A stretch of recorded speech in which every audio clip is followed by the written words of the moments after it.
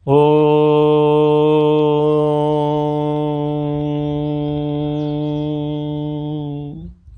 त्र्यम्बकं यजामहे सुगन्धिं पुष्टिवर्धनम् उर्वारुकमिव बन्धनान् मृत्योर्मुक्षीयमामृता।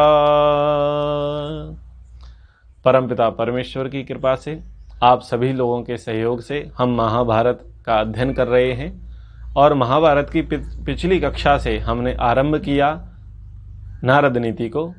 देवर्षि नारद युधिष्ठिर को बहुत सारी नीति की बातें बता रहे हैं और आगे हम उनके नीति वचनों को पढ़ते हैं। तो देवर्षि नारद युधिष्ठिर से कहते हैं, कश्चित प्रकृतया सप्तना लुप्ता भरतर्षभा आड्यास्तथा व्यसनिना स्वनुरक्ताश्च सर्वशः। हे भरत श्रेष्ठ, तुम्हारी मंत्री आदि 7 प्रकृतियां कहीं शत्रुओं से मिल तो नहीं गईं? तुम्हारे राज्य के धनिक बुरे व्यसनों से बचे रहकर तुमसे प्रेम तो करते हैं ना? क्या कहना चाह रहे हैं कि मंत्री आदि जो 7 प्रकृतियां हैं, जो 7 विभाग हैं, वो उनमें से कोई भी एक व्यक्ति शत्रु से नहीं मिले, शत्रु के खेमे में ना जाए, शत्रु के विभाग में ना जाए, शत्रु से मेल जोल ना रखे, ये राजा की जिम्मेदारी है।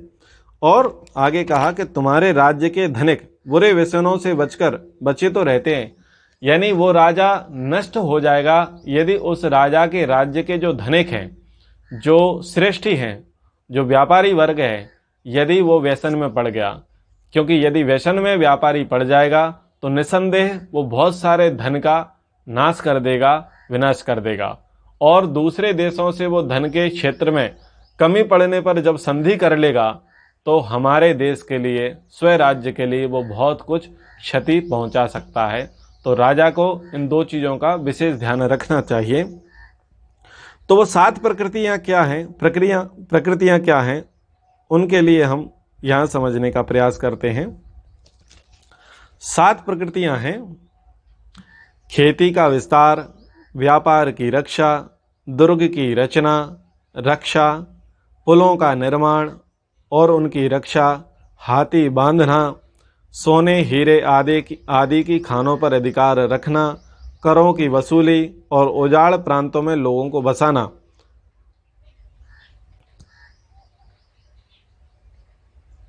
ये नहीं है 7 प्रकृतियां, मैं पुनः पढ़ता हूँ।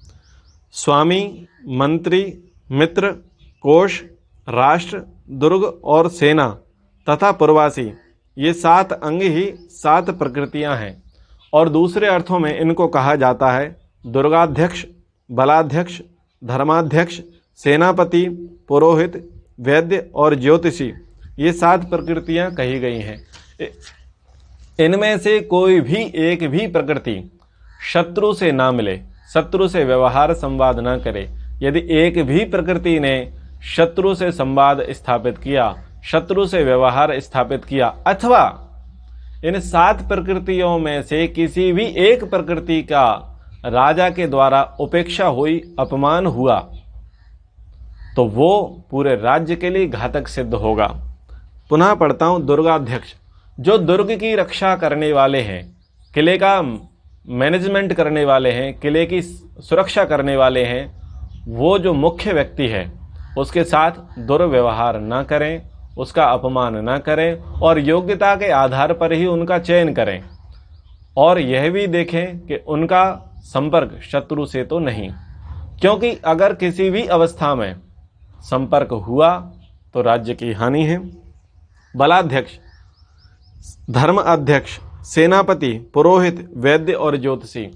इतिहास साक्षी है कि जिन राजाओं की ये 7 प्रकृतियां रहीं और उन 7 प्रकृतियों में से किसी भी एक प्रकृति का जब राज भवन की ओर से, राज परिवार की ओर से उनका अपमान हुआ, निरादर हुआ, उपेक्षा हुई, अथवा किसी लोभ व स्वार्थ के वशीभूत होकर के इन 7 प्रकृतियों में से कोई भी एक प्रकृति, इन 7 विभागों के व्यक्तियों में से कोई भी एक विभाग का व्यक्ति यदि शत्रु से मिलता है तो उस राज्य का विनाश होता है, हुआ है और आगे भी होता रहेगा।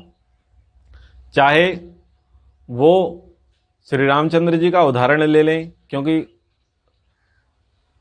रावण का जो भाई था विभीषण, वो शत्रु से जाकर के मिल गया। रावण की दृष्टि में तो श्री रामचंद्र जी उसके शत्रु थे, तो उससे जाकर के मिल गया। ऐसे ही सुग्रीव आदि ने मित्रता कर ली। महाभारत में देखें तो वहां भी बहुत सारा हुआ। फिर पृथ्वीराज चौहान है, महाराणा प्रताप हैं, बहुत सारा मुगल काल का इतिहास भरा पड़ा है। चंद्रगुप्त मौर्य का शासनकाल है, आचार्य चाणक्य के जीवन में भी बहुत सारी ऐसी घटनाएं घटती हैं। और अंग्रेजों के काल में तो हमने प्रचंड मात्रा में देखा है, और आज तो घर घर ये स्थिति है। तो जहां पर अगर ऐसा होगा तो वहां बिगाड़ निश्चित होगा। आज भी बहुत सारे पार्टी के लोग एक पार्टी को छोड़ करके दूसरी पार्टी में जाते हैं, और जब दूसरी पार्टी को छोड़ते हैं तो पहली वाली पार्टी को वो डुबा देते हैं। तो ये बातें बहुत प्राचीन हैं, सैद्धांतिक हैं और सार्वकालिक हैं। ऐसा नहीं है कि इनका पालन केवल और केवल 5000 वर्ष पूर्व तक ही के लिए था। इनका पालन आज भी उतना ही महत्वपूर्ण है जितना पूर्व काल में हुआ करता था। तो तुम्हारे मंत्री आदि 7 प्रकृतियां कहीं शत्रुओं से मिल तो नहीं गईं। तुम्हारे राज्य के धनिक बुरे व्यसनों से बचे रहकर तुमसे प्रेम तो करते हैं। अब हमारे राज्य के धनिक, मैं ज्यादा तो किसी का नाम नहीं लूंगा, लेकिन एक धनिक है जिसको पूरी दुनिया में लोग पहचानते हैं। उसका नाम है विजय माल्या, किंगफिशर एयरलाइन का मालिक। तो ये व्यक्ति बहुत बड़ा व्यभिचारी है।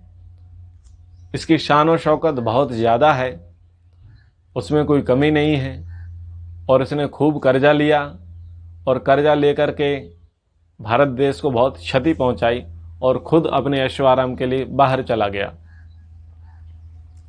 आगे कहते हैं, कश्चित् न कृत कैर दूतैर्ये चा अपि परिशंकिताः त्वत्तो वा तव चा अमात्य भी विद्यते मंत्रितम तथा। जिन पर तुम्हें संदेह नहीं होता, ऐसे शत्रु के गुप्तचर कृत्रिम मित्र बनकर तुम्हारे मंत्रियों द्वारा तुम्हारी गुप्त मंत्रणा को जानकर उसे प्रकाशित तो नहीं कर देते। अर्थात युधिष्ठिर से कहना चाहते हैं कि कोई ऐसा व्यक्ति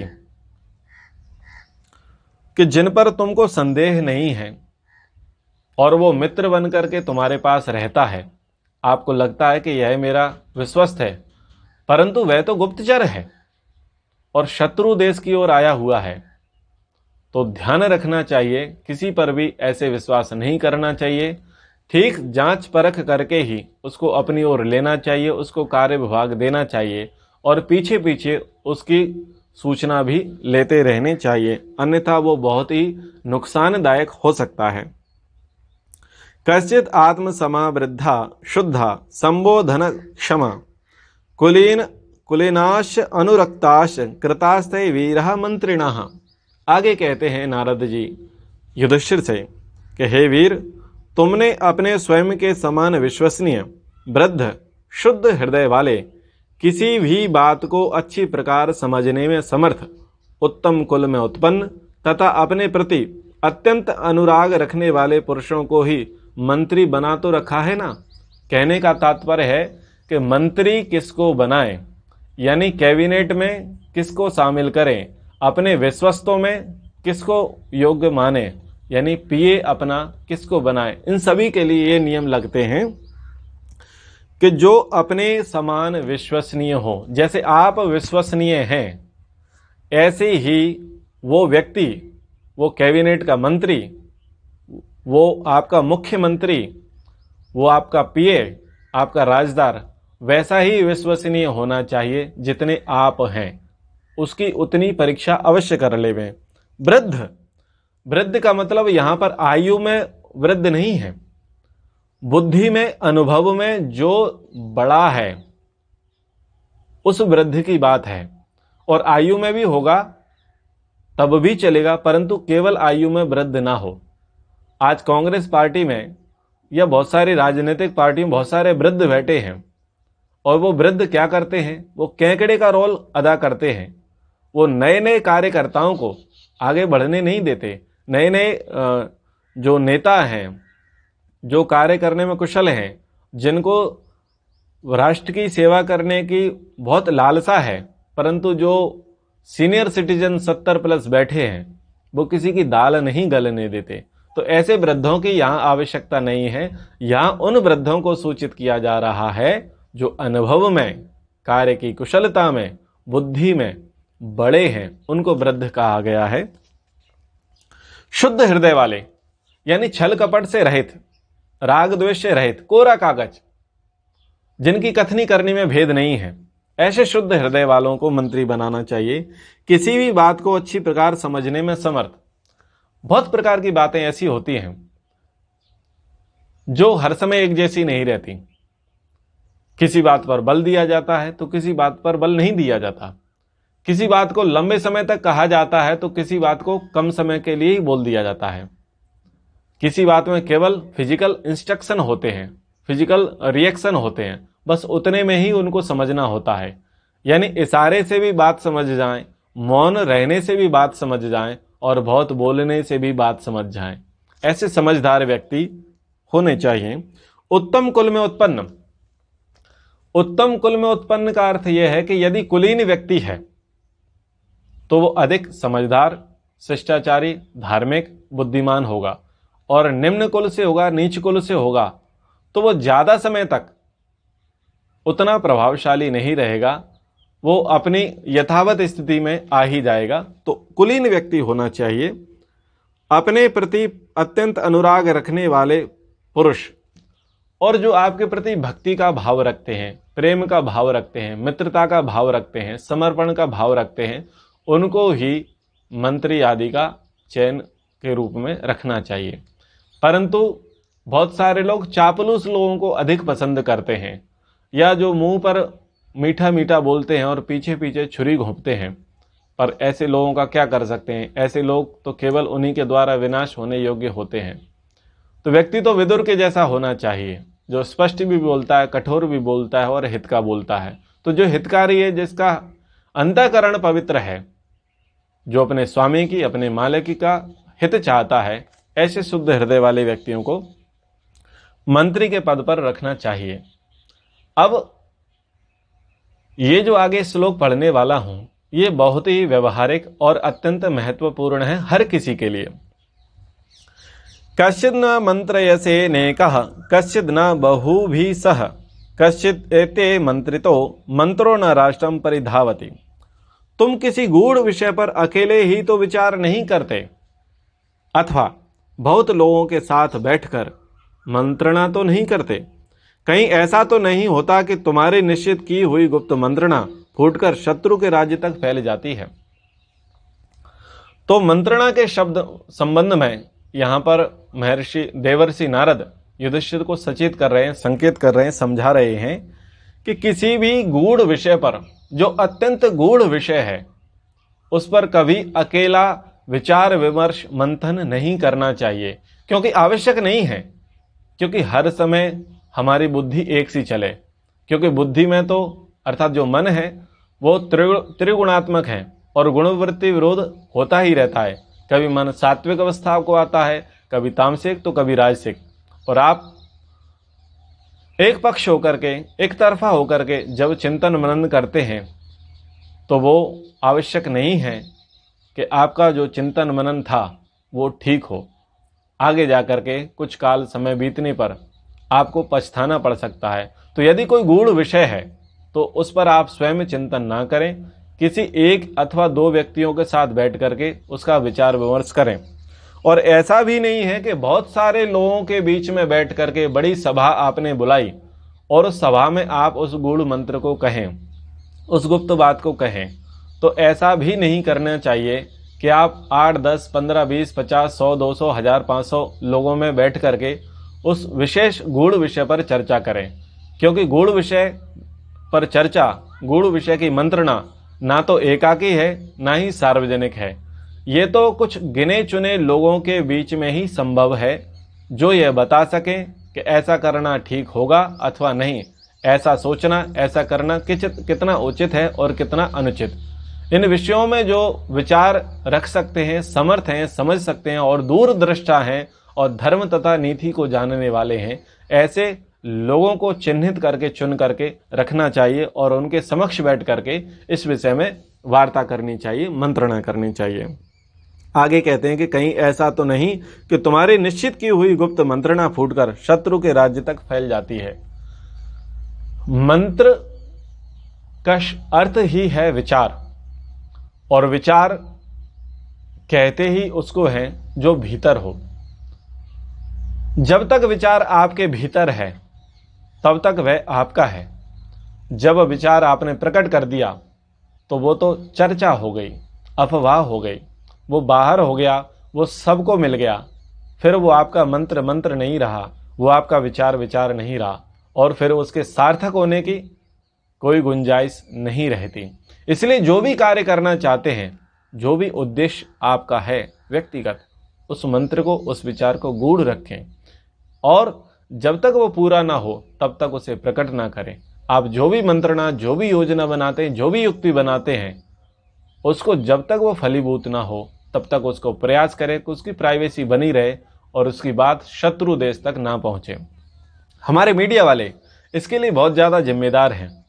जो भी कैबिनेट की बैठक होती है या जो भी गुप्त रहस्य होते हैं, ये पता नहीं कहाँ से जाकर के पहुंच जाते हैं और सारी गुप्त मंत्रणा को टीआरपी के चक्कर में, अपनी पब्लिसिटी के चक्कर में सबसे ज़्यादा पहले प्रकाशित कर देते हैं और शत्रुओं के सामने हम एक्सपोज हो जाते हैं। उनके आगे हमारा भेद खुल जाता है और हमारी बहुत सारी नीतियां धूल धूसरित हो जाती हैं। तो मीडिया वाले अच्छे भी काम करते हैं तो बुरे भी बहुत काम करते हैं। आगे कह रहे हैं, कश्चिद अर्थान विनिश्चित्य लघु मूलान महोदयान क्षिप्रम आरंभ से कर्तुम न विघ्नयसी तादृशान। धन की वृद्धि के ऐसे उपायों का निश्चय करके जिनमें मूलधन तो कम लगाना पड़े परंतु वृद्धि अधिक हो, उनको शीघ्रतापूर्वक आरंभ कर तो देते हो ना। वैसे कार्यों में अथवा वैसा कार्य करने वालों के मार्ग में तुम विघ्न तो नहीं डालते। ये भी बहुत नीति की बात उन्होंने कही कि धन की वृद्धि के ऐसे उपायों का निश्चय करना चाहिए जो जिस कार्य को करने में मूल धन कम लगाना पड़े और आउटपुट ज़्यादा हो, यानी इन्वेस्ट कम हो, प्रॉफिट ज़्यादा हो, पुरुषार्थ कम हो, फल अधिक मिले। पर ये शॉर्टकट के लिए नहीं कह रहे, ये किसी प्रकार के जुआ सट्टा आदि के लिए नहीं कह रहे। ये कह रहे हैं कि हमें ऐसी योजनाएं बनानी चाहिए, ऐसी युक्तियों का पालन करना चाहिए, ऐसी नीतियों का निर्धारण करना चाहिए जिसमें कम धन खर्च हो और कम धन खर्च करके हम अधिक से अधिक आय का अर्जन कर सकें। उसको बुद्धिमत्ता नहीं कहते कि करोड़ों की शॉप खोलते हैं और महीने के 50,000 निकलते हैं, उसको बुद्धिमत्ता नहीं कहते। बुद्धिमत्ता उसे कहते हैं कि 5-10 लाख का व्यापार करो और 20-25 हज़ार रुपये महीने के कमा लो। यानी आप कम पूंजी से व्यापार आरंभ करें, अच्छी योजनाओं को लेकर के करें और आपका जो व्यापार है वो लाभप्रद हो, स्वयं के लिए भी औरों के लिए भी। और जो व्यापार की रीति है, जो व्यापार की क्रिया है, उससे राष्ट्र को और समाज को किसी प्रकार की हानि ना पहुंचे। बहुत सारे लोग कम पूंजी के चक्कर में, अर्थात थोथा माल, घाटा माल या ये कहें मिलावट का माल मार्केट में सप्लाई करते हैं और उससे वो अधिक धन कमाते हैं। परंतु उनके इस प्रकार के धन कमाने से एक तो मन शुद्ध नहीं होता, चित्त में शांति नहीं होती, हमेशा उसे भय रहता है और जो ग्राहक उसको उपभोग करता है वो पीड़ित होता है, दूषित होता है, दुखी होता है, अस्वस्थ होता है, उसकी हानि होती है, उसके साथ छल होता है। तो ऐसे व्यापार का यहाँ पर निषेध है। जिनमें मूलधन तो कम लगाना पड़े परंतु वृद्धि अधिक हो, उनको शीघ्रतापूर्वक आरंभ कर देना चाहिए। वैसे कार्यों में अथवा वैसे कार्य करने वालों के मार्ग में तुम विघ्न तो नहीं डालते। यदि आप बड़े व्यापारी हैं, बड़ा कार्य करते हैं, आपकी बड़ी योजनाएं हैं, तो जो लघु उद्योग करने वाले हैं, छोटे व्यापार हैं, रेहड़ी वाले हैं, मजदूर वर्ग है, श्रमिक वर्ग है, तो उनकी रोजी रोटी पर लात नहीं मारना चाहिए। उनको अप्रिसिएट करना चाहिए, उनको प्रोत्साहन देना चाहिए। यदि कोई कम पूंजी में व्यापार कर रहा है और वो प्रॉफिट करके अपने परिवार का भरण पोषण कर रहा है और धर्म के कार्यों में कर रहा है, तो ऐसे व्यक्ति को प्रोत्साहित करना चाहिए, उसको विनाश नहीं करना चाहिए। जैसे देखते हैं कि बहुत सारे मल्टी स्टोर वाले एक छोटी सी शॉप वाले का विरोध करते हैं और वो कहते हैं कि ये ठीक नहीं है, ये हमारे स्टैंडर्ड को बिगाड़ता है। तो ऐसा व्यवहार नहीं करना चाहिए, ना ही बड़े व्यापारियों को करना चाहिए, ना ही राजा को करना चाहिए। आगे के श्लोक को पढ़ता हूं। कश्चित् सर्वे न कर्मान्ताः परोक्षास्ते विशंकिताः सर्वे वा पुनरुष्ट सृष्टाः संसृष्टम चात्र कारणम। तुम्हारे राज्य के किसान, मजदूर आदि श्रमजीवी मनुष्य तुमसे अज्ञात तो नहीं है, उनके कार्य और गतिविधि पर तुम्हारी दृष्टि रहती तो है ना। वे तुम्हारे अविश्वास के पात्र तो नहीं हैं, अथवा तुम उन्हें बार बार छोड़ते और पुनः काम पर तो नहीं लेते रहते, क्योंकि महान उत्थान में उनका सबका सहयोग बहुत आवश्यक होता है। तो जो भी कार्य व्यवसाय करते हैं, धंधा करते हैं, मजदूरों से काम कराते हैं, जो अपने कार्यों के लिए बहुत सारे सहयोगी चाहते हैं, उनके लिए नारद जी के ये वचन रामबाण के समान हैं। तुम्हारे राज्य के किसान, तो महर्षि दयानंद जी कहते हैं किसानों के संबंध में कि यह बात ठीक है कि राजाओं के राजा परिश्रम करने वाले किसान आदि हैं। किसान मतलब श्रमिक नहीं है, कमजोर नहीं है। राजाओं का राजा किसान होता है। ये महर्षि दयानंद सरस्वती जी के शब्द हैं। और किसान को प्रजापति कहा गया है, प्रजा का पालन पोषण करने वाला, प्रजा को भरण देने वाला, भरण पोषण करने वाला। अन्नदाता शब्द ये किसान के लिए है। किसान कोई छोटा शब्द नहीं है, किसान बहुत बड़ा शब्द है। और वेद में कृषि करने को ही श्रेष्ठ बोला है। कृषि सर्वोत्तम, नौकरी निकृष्टतम, अधम चाकरी। और जो पुराने लोग बोलते हैं वो कहते हैं कृषि सर्वोत्तम, अधम चाकरी, मध्यम व्यापार। यानी नौकरी जो है उसको अधम, नीच मानते हैं पुराने लोग, नीतिकार लोग। जो व्यापार है वो मध्यम है और जो कृषि है वह सर्वोत्तम है। परंतु अंग्रेज भारत में आए, भारत बहुत समय तक गुलाम रहा, प्रभावित रहा। फिर कुछ काले अंग्रेजों ने भारत पर राज्य किया, ऐसी पॉलिसियां बनाई, ऐसी शिक्षा नीति बनाई। उसका दुष्परिणाम ये निकला कि जो अधम चाकरी थी उसको सर्वोत्तम कर दिया और जो सर्वश्रेष्ठ कृषि थी उसको अधम बना दिया।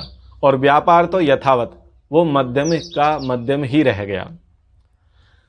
कृषक, प्रजापालक, किसान, राजाओं का राजा, प्रजापति, अन्नदाता, धरतीपुत्र, बहुत श्रेष्ठ उपमाएं कृषक के लिए होती हैं। कृषक का एक अपना स्वाभिमान होता है। कृषक पुरुषार्थी होता है, मेहनती होता है। कृषक ईश्वर भक्त होता है, ईश्वर के प्रति आस्था रखने वाला होता है। और इस दुनिया में सबसे अधिक सहनशील कृषक होता है। अगर किसी का व्यापार छिन जाए तो व्यक्ति आत्महत्या कर लेता है, यदि किसी की नौकरी छिन जाए तो व्यक्ति सड़क पर आ जाता है। पर कृषक में अद्भुत साहस है, अद्भुत सहनशीलता है, अद्भुत ईश्वर भक्ति है। यदि फसल अच्छी आती है, दाम अच्छे मिलते हैं, तो कहता है प्रभु की कृपा है, यज्ञ कराऊंगा, पूजा पाठ कराऊंगा, बड़े बड़े कार्य करूंगा, दान दूंगा, ईश्वर की कृपा से मेरी फसल पर्याप्त हुई। यदि फसल कम आती है तो कहता है कोई बात नहीं, भगवान अगली बार फिर देगा और फिर से मेहनत करेगा। यदि फसल बर्बाद हो जाती है तब भी कहता है कि भगवान बस बचाए रखना, समय देना, आगे से फिर से प्रयास करूंगा।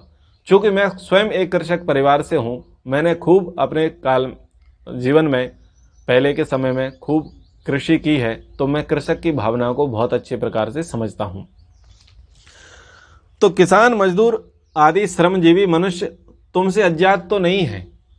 यानी राजा भले ही कितना ही बड़ा हो जाए, परंतु राजा को हमेशा कृषक का, मजदूरों का, श्रमिकों का ध्यान रखना चाहिए। वो कभी भी उससे अपरिचित ना हो, उसकी दृष्टि से बाहर ना हो। कृषक को, श्रमजीवी को, मजदूर को कभी भी राजा से मिलने के लिए लाइन में नहीं लगना पड़े, ऐसी व्यवस्थाएं होनी चाहिए। हर व्यक्ति उच्च से उच्च वर्ग का, निम्न से निम्न वर्ग का, 2 रुपए कमाने वाला और 2000 करोड़ कमाने वाला, सभी के लिए राजा के दरबार खुले होने चाहिए। सभी को अपनी बात कहने का अवसर राजा को मिलना चाहिए और ऐसी व्यवस्था महाभारत काल में थी, जिसकी आवश्यकता है कि वो आगे बढ़े और कुछ उन्नति प्रगति हो। उनके कार्य और गतिविधि पर तुम्हारी दृष्टि तो रहती है, वो किस प्रकार का कार्य करते हैं, उनके कार्य करने की शैली क्या है, उनकी गतिविधियां क्या है, उनको वॉच करना परम आवश्यक है।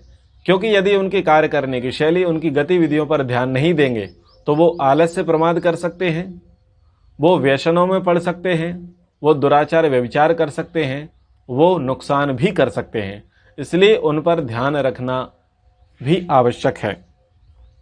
वे तुम्हारे अविश्वास के पात्र तो नहीं, अथवा तुम उन्हें बार बार छोड़ते और पुनः काम पर तो नहीं लेते रहते।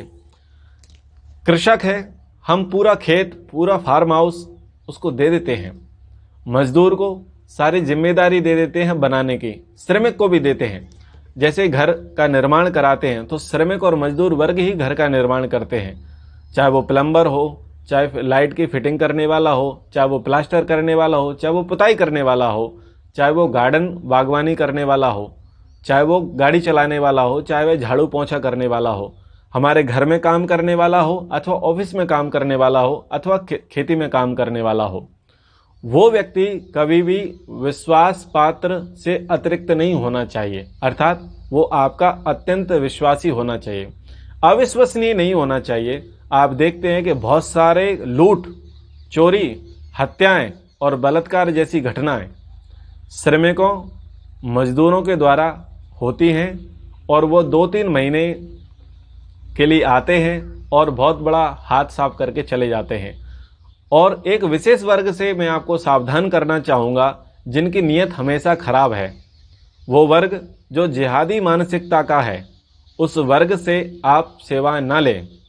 उस वर्ग से किसी भी प्रकार की श्रम, किसी भी प्रकार का परिश्रम ना लें, उसको सेवा पर ना रखें, क्योंकि पता नहीं वो कब क्या कर जाए।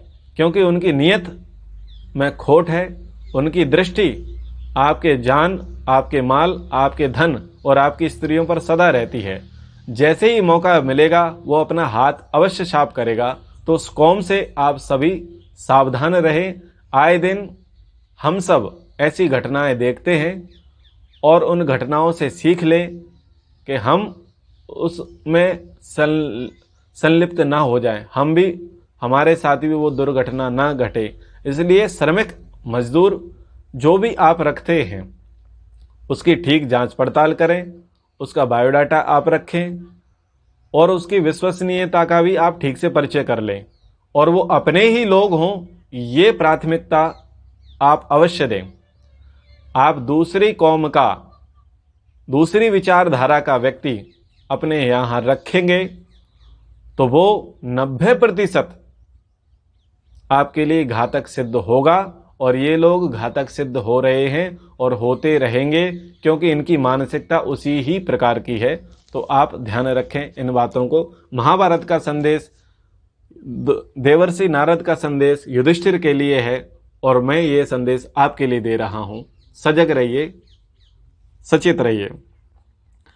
अथवा तुम उन्हें बार बार छोड़ते और पुनः काम पर तो नहीं लेते रहते, क्योंकि महान उत्थान में उन सब का स्नेहपूर्ण सहयोग ही बहुत मुख्य होता है। तो बार बार आप कर्मचारियों को बदलते हैं, कभी उसको काम पर रखते हैं, कभी काम पर नहीं रखते। तो ऐसी स्थिति में ना तो कर्मचारी का मालिक पर विश्वास रहता है और ना ही मालिक का कर्मचारी पर विश्वास रहता है। ऐसी अवस्था में घात होने की पूरी संभावना है। तो आज हम समय के अनुसार इतना ही रखते हैं और भी आगे हम नारद नीति के अनुपम वचनों को सुनेंगे जो उन्होंने युधिष्ठिर को कहे, और उन वचनों पर ज़्यादा ध्यान देंगे जो आज हमारे लिए अत्यंत महत्वपूर्ण हैं, बहुत ही आवश्यक हैं। देखिए, ऋषियों की जो बातें हैं, शास्त्रों की बातें हैं, वो ऐसा नहीं है कि वो केवल एक ही काल के लिए हों ये नारद नीति के जो वचन हैं वो भले ही एक ऋषि के द्वारा, एक ब्राह्मण के द्वारा उस जमाने के एक सर्वश्रेष्ठ चक्रवर्ती राजा के लिए दिए गए हों, परंतु उनके वचन आज हमारे लिए भी उतने ही उपयोगी हैं जितने उसके लिए थे। परिस्थितियां अलग हैं परंतु नीतियां वही हैं। नमस्ते।